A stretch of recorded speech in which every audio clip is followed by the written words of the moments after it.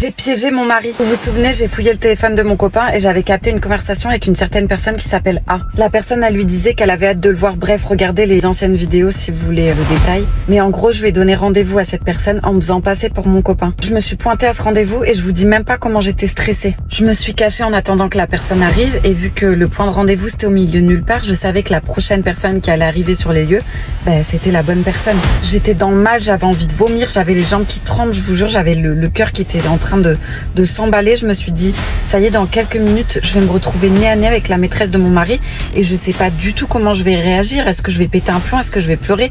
Est-ce que je vais réussir à lui parler? Je sais pas du tout. Et là, je vois une personne arriver, je me dis, c'est pas possible, doit y avoir une erreur ou je sais pas, une coïncidence, mais c'est pas possible. J'avais indiqué un banc précis et du coup, la personne était assise sur ce banc. Donc, je me suis dit, bon, faut que j'aille lui parler. Et j'ai dit bonjour. Et là, il y a un petit garçon qui se retourne et qui me regarde avec des grands yeux écarquillés, genre il reste sans voix, comme s'il connaissait mon visage, du moins qu'il voyait qui j'étais. Donc moi, je lui demande ce qu'il fait là tout seul, enfin c'est au milieu de nulle part, pourquoi il y a ce petit garçon là sur ce banc à cette heure-ci? Il me regarde et il me dit avec une voix toute tremblante, j'attends mon papa. Là, je suis complètement perdue et je pense qu'il a capté. J'avais plus de voix, je savais plus quoi dire. Je me demandais, mais pourquoi il attend son père là au milieu de nulle part? Enfin, il y avait aucun sens. Il me regarde et il me dit, c'est moi qui t'ai envoyé des messages sur TikTok. Et là, je reste choquée. Je vous jure, j'avais le cœur, il battait à 1000 à l'heure. Je pensais retrouver la maîtresse de mon mari et je retrouve un petit garçon. Je lui demande comment il s'appelle et il me dit qu'il s'appelle Angelo.